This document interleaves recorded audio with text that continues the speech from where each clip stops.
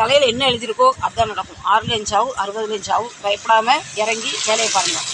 நம்மளை படைச்சவன் ஏதோ ஒரு கோரிக்கையோடு தான் படைச்சிருக்கான். அதனால நடப்பதெல்லாம் நன்மைக்குன்னு ஏற்றுக்கிட்டு இந்த பதிவை நான் முடிக்கிறேன். பாய்.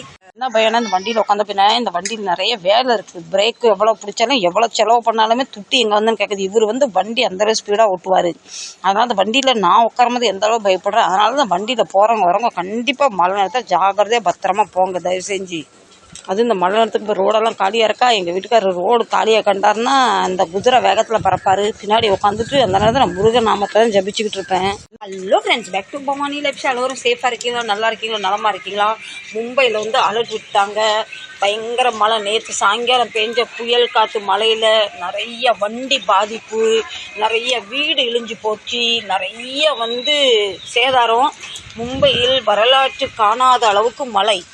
அதனால் வந்து எல்லோரும் வீட்டை விட்டு வெளியே வராதிங்க, வீட்டை விட்டு வெளியே வராதிங்க. நேற்றுலேருந்து நியூஸ் வருது. வீட்டை விட்டு வெளியே வராமல் என்ன மாதிரி அன்றாட காட்சிங்கெல்லாம் வந்து சோத்தில் கை வைக்கணும். வேலையில் கை வச்சோம் சோத்தில் கை வைக்க முடியும்.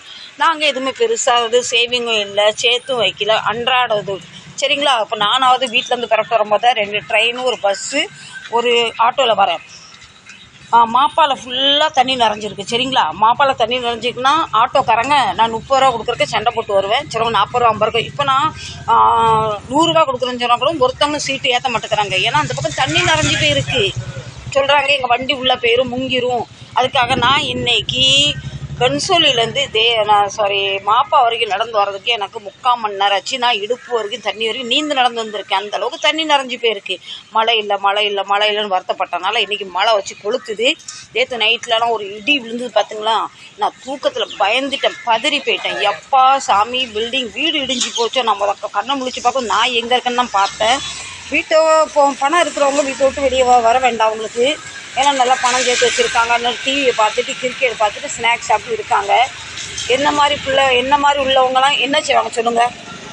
அதில் நிறைய பேர் வந்து லோன் எடுத்திருக்காங்க. கார் லோன் கட்டணும், வீட்டு லோன் கட்டணும், பிள்ளைங்க படிப்பு செலவு பார்க்கணும், சீட்டு கட்டணும், வட்டி கட்டணும், முதல் கட்டணும், நகையை திருப்பணும். ஆயிரக்கணக்கான கோடி கணக்கு மக்கள் இப்படி இருக்காங்க. அந்த பட்சத்தில் அவங்க வேலைக்கு போகலன்னா அவங்க நிலைமை இன்னும் அவன் சொல்லுங்கள். பணக்காரங்களுக்கு எந்த கடனும் இல்லை, எதுவும் இல்லை. நியூஸை பார்த்துட்டு ஆயா ஃபேமிலியோட பிக்னிக் பிறப்பிடுறாங்க. நம்ம பிக்னிக்லாம் பிறப்பிட முடியாது. எத்தனை பேர் நான் பார்கலே வெளியே போய் வேலை பார்த்தா தான் வந்து நிறைய பேருக்கு இன்றைக்கி வந்து சாப்பாடு நிலமைக்கும் அவங்க எப்படி இருப்பாங்க அலர்ட் பண்ணியிருக்காங்க. நான் நியூஸ் பார்த்தேன். அதில் நிறைய பலாயிரம் வண்டி தண்ணியில் முங்கி போய் கிடக்கு. ரெஸ்கேஷன் பண்ணுறவங்களால முடியாத அளவுக்கு அவங்க சோர்ந்து போய் இருக்காங்க. பில்டிங் நிறைய இடிஞ்சு போய் இருக்குது. அதுக்காக நம்ம வேலைக்கு போகாமல் இருக்க முடியுமா? எனக்கு என்ன ஒரு பயனா, நிறைய இப்போ நாங்கள் கடைக்குள்ளேயே வேலை பார்க்குறோம். வீட்டிலேருந்து வர வழியில் ஆபத்து தான். இருந்தாலும் என்ன செய்ய, கடைக்குள்ளே ஓடி வந்துடும். நிறைய பேர் இன்றைக்கி ட்ரூவல்ஸ் நடத்துகிறாங்க, டூரிஸ்ட் ட்ராவல்ஸ் பிஸ்னஸ் பண்ணுறாங்க. அவங்க நிலமெல்லாம் என்ன ஆகும் சொல்லுங்கள். வண்டி வாங்கியிருப்பாங்க, லோன் கட்டியிருப்பாங்க, வீட்டு லோன் கட்டணும், சாப்பாடு செலவு இருக்குது, ஒன்று இருக்குது. அவங்க வீட்டு விட்டு போகாமல் இருக்க முடியுமா சொல்லுங்கள். நியூஸ் பார்க்கும் போதெல்லாம் வந்து நெஞ்சு அப்படியே பதைக்குது. என்னடா இப்படி ஆகிப்போச்சு, என்னடா இப்படி தப்பிக்கும் இடம் இல்லை, ஒளியும் இடம் இல்லை மாதிரி இருக்குது. எங்கள் வீட்டு பக்கத்தில் ப்ளஸ் நான் தண்ணி நிறையில, எங்கள் கடை பக்கத்தில் தண்ணி நிறையில. ஆனால் நாலா, சோப்பாரா, மும்ரா, தைசர். என் ஃப்ரெண்டு வந்து நேற்று ஒரு வீடியோ அனுப்பியிருந்தாங்க. அதை பார்த்துட்டு எனக்கு ரொம்ப பயப்பட்டு, செம்பூரில் அப்படியே வண்டியெல்லாம் வந்து அப்படியே கப்பல் மாதிரி மிதக்குது. அதை பார்த்துட்டு எனக்கு ரொம்ப கஷ்டமாகி போச்சு. இதில் நான் 2-3 ஃபோட்டோ ஷேர் பண்ணுறேன், கண்டிப்பாக பாருங்கள். சிங்கார சென்னைன்னு சொல்கிற மாதிரி சிங்கார மும்பைக்கு வந்திருக்க சோதனை. நிறைய பேர் வேலைக்கு அன்றாட அந்த கார்டனில் தோட்டத்தில் விவசாயம் பார்க்குறவங்களாம் வந்து இன்றைக்கி வேலைக்கு போக, டெய்லி கூலி உள்ளவங்க, இந்த பெயிண்ட் அடிக்கிறவங்கலாம் வேலைக்கு போக முடியாது. ரொம்ப கஷ்டமாக இருக்குது. அவங்க வந்து சொல்லும் போது ரொம்ப கஷ்டமாக இருக்குது. நம்ம என்னத்தை செய்ய சொல்லுங்கள். நல்ல பெரிய பெரிய ஆஃபீஸர்லாம் அவங்களுக்கு மாத சம்பளம் பாதி கிம்பளம் பாதி வாங்குறதுக்கு பிரச்சனை ஒன்றும் இல்லை. அன்றாட 200, 300, 100க்கு வேலைக்கு போகிறவங்க எத்தனை பெண்கள் இன்றைக்கி வேலைக்கு போகாமல் கார்டன் வேலைக்கு போகிறவங்களாம் வந்து நம்மளோட சொல்லும் போது ரொம்ப கஷ்டமாக இருக்குது. நிறைய பேர் வந்து வேலைக்கு அன்றாட வேலைக்கு போகிறவங்களாம் வேலைக்கு போக முடியாமல் நிறைய வந்து சொல்லும்போது கஷ்டமாக இருக்குது. அவங்க சொல்கிறத நினச்சா நமக்கு ரொம்ப வருத்தமாகவும் இருக்குது. என்ன தான் நடக்குன்னு பார்ப்போம். எல்லாம் மேலே இருக்கோம் பார்த்துப்பான் அப்படின்னு நான் நினைக்கிறேன். இருந்தாலுமே எல்லா மேலே இருக்கோம் பார்த்துட்டாலும் மும்பையில் வந்து மழை வந்து பயங்கரமாக கொளுத்துது. நேற்றெல்லாம் பேஞ்ச மழை பார்த்திங்கன்னா புயல் காற்று. இந்த இந்த மரம் இருக்குது பார்த்தீங்களா, அப்படி இந்த பக்கம் சாஞ்சி போச்சு. எங்களுக்கு நேற்றுலேருந்து கரண்ட் இல்லை. எங்களுக்கு கரண்ட் இருந்தால் தான் வேலை பார்க்க முடியும். கரண்ட் இல்லாமல் நினச்சி அதுக்காக நம்ம கடையை மூடிட்டு உட்காரவும் முடியாது. அதனால் கடையை திறந்து போட்டுட்டு பாதி செட்ரு இறக்கி வச்சிருக்கேன். மழை தண்ணி எல்லாம் அப்படி உள்ளே வந்துடுது. இல்லை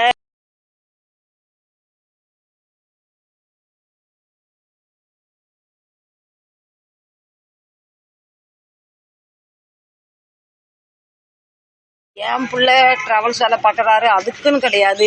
எனக்கு பார்த்துக்கிட்டா 2 பிள்ளைங்களுமே வெளியே போனால் தான் வந்து வேலைக்கு போனால் தான் முடியும். இது மாதிரி கோடிக்கணக்கான பிள்ளைங்க இன்றைக்கி வீட்டை விட்டு வெளியே போகிறாங்க. திருப்பி அவங்க வீட்டுக்கு வர வரைக்கும் பாருங்கள், இதை மாதிரி தான் எங்கள் பிள்ளைய வேலை பார்க்காரு. எல்லோ பிளேட் வண்டி ஓட்டுறாரு. தண்ணி அங்கங்கே நிறைஞ்சிட்டு புது வண்டி எத்தனை பேர் இப்போ தான் வாங்கியிருப்பாங்க. அதுக்கு மாதம் லோன் 20-30,000 கட்டணும். வண்டிக்கு எதுவும் பிரச்சனை, வண்டி செலவை பார்க்க முடியுமா, இல்லை லோனு கட்ட முடியுமா, இல்லை அதை நினச்சி நம்ம மென்டலி டிஸ்டர்ப் ஆகி மனநலமை பாதிச்சை அதுக்கு போய் ஆஸ்பத்திரியில் பார்க்க முடியுமா? ஒன்றுமே முடியல. ஓடவும் முடியாது, ஒளியவும் முடியாதுன்னு சொல்ல நிலைமைக்கு நாங்கள் மும்பை வாசி அடங்கி போய் என்ன செய்யணும்னு நிலைமை தெரியாத ஒரு நிலைமைக்கு இருக்கும். பெருசாக பயப்படுற மாதிரி ஒன்றும் இல்லை. நாங்கள் இருக்கிற ஏரியாவில் ஒன்றுமே இல்லை. இருந்தாலும் நான் பார்த்த நியூஸை பற்றி சரி, நம்ம எத்தனை பேர் என்ன ஃபாலோ பண்ணுறீங்க, அந்த நியூஸ் உங்கள் காது வரைக்கும் வந்துதா வரலையா தெரியல. என்ன ஃபாலோ பண்ணுறவங்க யாராவது உங்கள் சொந்தக்காரங்க எதுவும் மும்பையில் இருக்காங்களா? கால் பண்ணி பேசிக்கங்க. எப்போ நல்லா இருக்கீங்களா என்ன ஏதுன்னு கேட்டுங்க. தாராவி சைடில் ஏதோ தண்ணி நிறைஞ்சிட்டு ஒரு நியூஸ் வந்தது. அது எப்படி என்னென்னு நேரம் தெரில. எங்களுக்கு யாரும் தாராவி சைடில் எங்கள் அம்மா இருந்த காலத்தில் நிறைய சொந்தக்காரங்களாக இருந்தாங்க. இப்போ பெருசாக எங்களுக்கு யாரும் அங்கே சொந்தக்காரங்க இருக்காங்க, ஆனால் அந்த அளவுக்கு நமக்கு அட்டாச் இல்லை. என்ன இந்த பதிவை பார்க்குறவங்க உங்கள் சொந்தக்காரங்க யாராவது இருக்காங்க, காட்கோப்பர், செம்பூர், வடாலா, தாராவி, வீட்டு எங்கேயாவது இருந்தால் ஃபோன் பண்ணி எப்போ நல்லா இருக்கீங்களா என்ன எதுன்னு நல்லா விசாரிச்சுக்கோங்க. பெருசாக ஒன்றும் இல்லைனாலும் ஒருத்தருக்கு ஆறுதலாக எப்போ நல்லா இருக்கியா அந்த ஒரு வார்த்தை மட்டும் கேட்டால் நமக்கு ஒரு ஆறுதலாக இருக்கும். என்கிட்ட இது வரைக்கும் யாரும் இப்படி கேட்கல. அதனால் நம்மள்ட்ட யாரும் கேட்கலன்னா விடுங்க. நமக்கு வந்து திருத்தணி முருகனே துணை இருக்கார். அவர் நமக்கு பாதுகாப்பார். என் பிள்ளைங்களுக்கு ஒரு பாதுகாப்பாக தான் இருக்கார். எல்லா பிள்ளைங்களுக்கும் நீங்கள் முருகர் பாதுகாப்பாக தான் இருக்கார். நீங்கள் இருக்கிற பக்கத்தில் மழை இருக்கா என்ன ஏது நீங்கள் நியூஸ்லாம் பார்த்தீங்களா? அந்த அளவு மழை பெய்து பாருங்க. நான் நிற்கிறேன், என்ன அந்த காற்று அப்படியே கொண்டு தள்ளிடும் போல், அந்த அளவு புயல் காற்று. நேற்று உண்மையிலே ஃப்ரெண்ட்ஸ் நான் ரொம்ப பயந்து போனேன். நல்லா தூக்கத்தில் இருக்கும்போது ஒரு டமார்னு ஒரு சவுண்டு. ஏன்னா அப்போ தான் கொஞ்சம் நேரத்துக்கு மேலே நியூஸ் பார்த்தேன்னா இப்படி பில்டிங் இடிஞ்சு போச்சு, வீக்கான பில்டிங் இடிஞ்சு இத்தனை வண்டிங்கெலாம் தண்ணியில் மிதங்கி போட்டு அந்த நியூஸை பார்த்துட்டு படுத்தோடனே அந்த சவுண்டு கேட்டோன்னு ரொம்ப நான் பயந்து போனேன். கடவுள் தான் நம்மளை மாதிரி பெற்றவங்களுக்கு ஏழைங்களுக்கெலாம் வந்து கடவுள் தான் போனேன். பணம் இருக்கவங்க நல்லா கார் எடுத்துகிட்டு பந்தாவை சுற்றுறாங்க. ஸ்நாக்ஸாக வாங்கி காரில் அள்ளி போட்டுக்கிட்டு பிக்னிக் கொண்டாட போகிறாங்க. நம்ம வந்து வீட்டை விட்டு வெளியே போகணும்னு சொன்னாலும் ஒன்றுமே செய்ய முடியாது. சரி ஃப்ரெண்ட்ஸ், ரொம்ப குழம்பு வளம் பேசி உங்களையும் நான் டென்ஷன் படுத்த விரும்பலை. மும்பை நிலவரம் இதுதான். இது கடந்த 12 நாளாக மழை பெய்யுது. எனக்கு நான் ஆண்டவன்ட்ட ஒன்று இது கேட்குறேன், இந்த ரோட்டில் இறங்கி வேலை பார்த்தா தான் நமக்கு வந்து ஒரு பொழப்பு. இந்த மாதிரி ரோட்டில் பிள்ளைங்களுக்கெல்லாம் பார்த்து பத்திரமா பொறுமையாக அவசரப்படாமல் பொறுமையாக பத்திரமா போயிட்டு வரணும். ஏன்னா ரோட்லேயுமே நிறைய வந்து ஏதாவது விழுந்து கிடக்கும். அது மேலே ஸ்லீப்பாக எதுவும் அசமாதம் எதுவும் நடந்துடக்கூடாது. கடவுள் எல்லாருக்கும் துணை பண்ணணும், யாருக்கும் எந்த பிரச்சனையும் வரக்கூடாது. ஆண்டவனே நான் நினைக்கிறேன். முக்கியமான நியூஸோடு நான் பதிவை முடிக்கிறேன். பிடிச்சிருந்தா கண்டிப்பாக சப்போர்ட் பண்ணுங்கள். உங்கள் சொந்தக்காரங்க மும்பையில் இருந்தால் கண்டிப்பாக இமீடியட்டாக இந்த நிமிஷமே கால் பண்ணி நல்லா விசாரிங்க. நல்லா இருக்கீங்களா, சேஃபாக இருக்குன்னு கேளுங்க. சரிங்களா? மீண்டும் ஒரு நல்ல பதிவில் உங்களை நான் சந்திக்கிறேன். அடுத்து என்ன அப்டேட் அதோட உங்களுக்கு வரேன். பிடிச்சிருந்தா சின்ன லைக் தாங்க. முதல் முறை பார்த்தா கண்டிப்பாக சப்ஸ்கிரைப் பண்ணுங்கள்.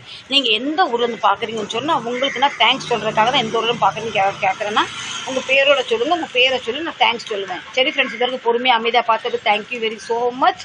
நான் நல்லா இருந்தால் மீண்டும் அடுத்த ஒரு அப்டேட்டோட நல்ல ஒரு பதிவோடு உங்களை சந்திக்கிறேன். அதுவரை உங்கள் இழந்து விடைபெறுவது உங்கள் அன்பு மிக்க பவானி லட்சன். மீண்டும் ஒரு நல்ல பதிவு சந்திக்கிறேன். டச்சா பெபே லவ் யூ. இந்த நியூஸ் இதோட முடிஞ்சுது. இனி அடுத்த நியூஸ் இன்னும் எதுன்னு அப்டேட் வந்துக்கிட்டு இருக்கேன். பிடிச்சிருந்தா கண்டிப்பாக ஆதரவு தாங்க. சேஃபாக இருங்க, பத்திரமா இருங்க. நான் சொல்ல மாட்டேன் வீட்டுக்குள்ளே இருங்கன்னு. நம்ம வீட்டுக்குள்ளே இருந்தால் நம்ம வந்து நிலமை மோசமாகி போகும். நம்ம அன்றாடம் நம்ம உழைச்சாதான் அன்றாடம் நம்ம வயிறு நிறையும். அது மாதிரி இறங்கி போங்க. கடவுள் இருக்கார், பார்த்துப்பார். எந்த குறையும் இல்லாமல் வழி நடத்துவார். ஒருத்தங்க நியூஸ் தரங்க பயப்படுத்துகிற மாதிரி பயப்பட வேண்டாம். தலையில் என்ன எழுதியிருக்கோ அதுதான் நடக்கும். 6 லேஞ்ச் ஆகும் 60 லேஞ்ச் ஆகும். தலையில் என்ன எழுதியிருக்கோ அதுதான் நடக்கும். 6 லேஞ்ச் ஆகும் 60 லேஞ்ச் ஆகும். பயப்படாமல் இறங்கி வேலையை பாருங்கள். நம்மளை படைச்சவன் ஏதோ ஒரு கோரிக்கையோடு தான் படைச்சிருக்கான். அதனால நடப்பதெல்லாம் நன்மைக்குன்னு ஏற்றுக்கிட்டு இந்த பதிவை நான் முடிக்கிறேன். பாய். முருகருக்கே திருத்தணி முருகனே துணை. என்ன பையனா இந்த வண்டியில் உட்காந்த பின்னா இந்த வண்டியில் நிறைய வேலை இருக்குது. பிரேக்கு எவ்வளோ பிடிச்சாலும் எவ்வளோ செலவு பண்ணாலுமே துட்டி எங்கே வந்துன்னு கேட்குது. இவர் வண்டி அந்த ஸ்பீடாக ஓட்டுவார். அதனால் அந்த வண்டியில் நான் உட்காரும்போது எந்த அளவு பயப்படுறேன். அதனால தான் வண்டியில் போகிறவங்க வரவங்க கண்டிப்பாக மழை நேரத்தில் ஜாக்கிரதையாக பத்திரமா போங்க தயவு செஞ்சு. அது இந்த மழை நேரத்துக்கு இப்போ ரோடெல்லாம் காலியாக இருக்கா. எங்கள் வீட்டுக்காரர் ரோடு காலியாக கண்டாருன்னா அந்த குதிரை வேகத்தில் பறப்பார். பின்னாடி உட்காந்துட்டு அந்த நேரத்தில் நான் முருகன் நாமத்தை தான் ஜபிச்சுக்கிட்டு இருப்பேன்.